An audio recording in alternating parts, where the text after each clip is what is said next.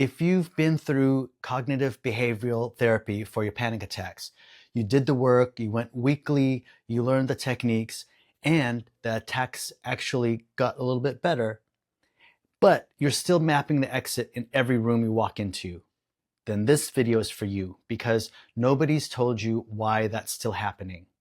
Let's say you're at dinner or a meeting or on a flight and you feel fine, genuinely fine. You don't have a racing heart, no chest tightening, but some part of you already knows where the door is. You checked without deciding to check. And that's the part that confuses people because by every measure that matters. You did the work, you did the therapy, you can name the loop. You know a racing heart won't kill you, so why does some quiet, tireless part of you keep planning an exit you're not using? By the end of this video, you'll understand three things: why a panic attack and the fear of one are two completely different events, running on two different timelines. Why good, capable people who did everything right still end up with having panic attacks. And what your body is actually doing a full hour before you notice anything at all, which is the real reason that exit mapping part of you doesn't stop when the attacks do. I'm Angelo, and I used to have panic attacks, and I thought they were gone, but they came back, and even in a worse way. And I was not happy with doing these breathing exercises or things that were just keeping me in the loop of having panic attacks. So fortunately, I found a way that helped me get rid of them, and now I practice this technique that helps others get rid of their panic attacks. So let me describe the mechanisms here. Here's the first thing worth separating because not everybody considers this. A panic attack and the fear of a panic attack are not the same event. The attack itself is short-lived, say maybe 10, 20 minutes, where your heart is racing, your chest is tightening, and the room is changing. That's the part of CBT is built to address. And for a lot of people, it works. But what happens after the panic attack ends, after those 20 minutes, it's the background anxiety about whether it happens again, at work, on a flight, at a party. That's what puts you near the door. Clinically, that's called anticipatory anxiety. And for most people with panic disorder, it isn't a footnote. It's the actual disorder. The attacks are episodes. Think of it like a smoke detector that's been calibrated too sensitively. The detector isn't broken. It's doing exactly what it was built to do. It's just that sounding for smoke that isn't there anymore. CBT can teach you to recognize a false alarm faster.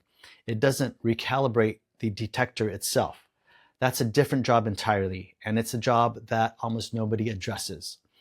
In a moment, I'll tell you exactly why this happens, even to people like you who did everything right.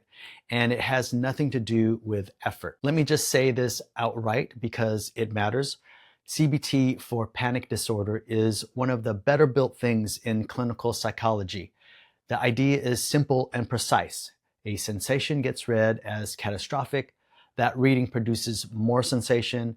The loop closes. And the actual treatment works by deliberately provoking the sensations you're afraid of on purpose until your brain stops treating them as dangerous.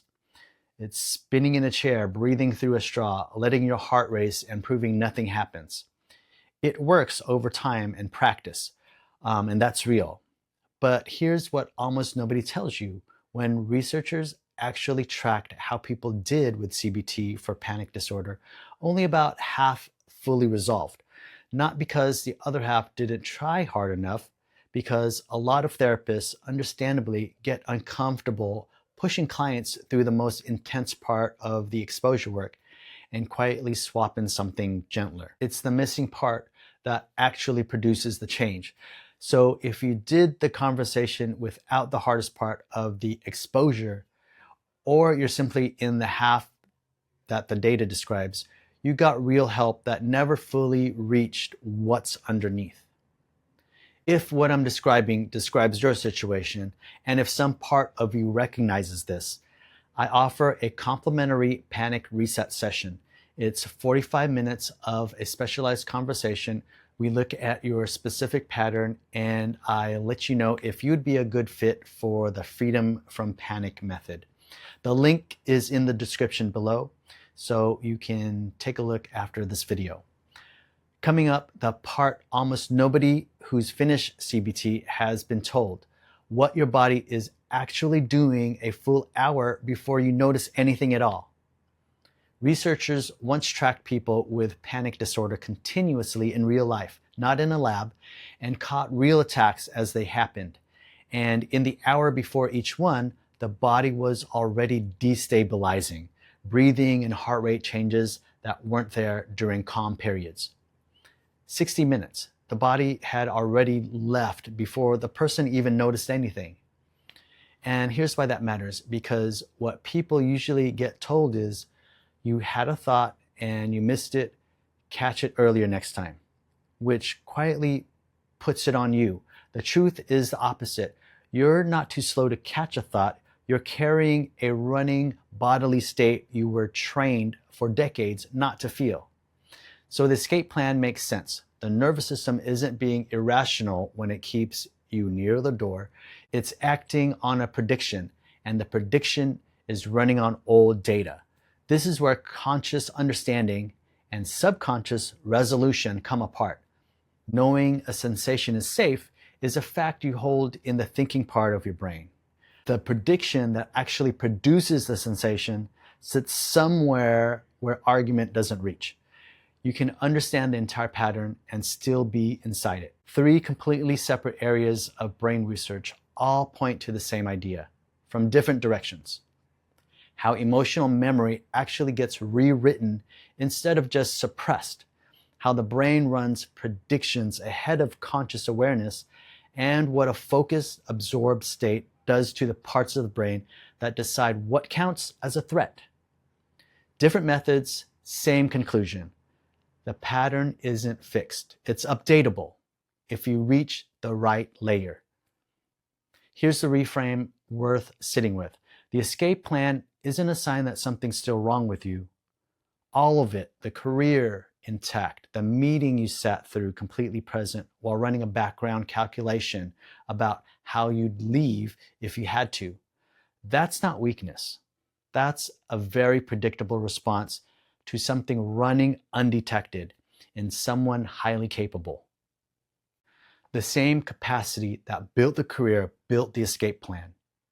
The people who come to this work have already done the therapy, tried the breathing, done everything right. They're not starting over. They've already ruled out what wasn't the answer. What's left to find is more specific, not less. So if you've done the work and you understand the loop and you're still planning your exits, I want to invite you to book a complimentary panic reset session. Again, it's 45 minutes. We talk about your particular pattern, and the next morning you get a panic pattern insight report, which can give you valuable information in what to do with your panic attacks. The link's in the description below and in the pinned comment. I take a limited number of clients at a time, so if you found this video today, use the link now. So have you noticed yourself mapping exits even after the attacks got better? Yes or no in the comments. I'll read and reply to everyone.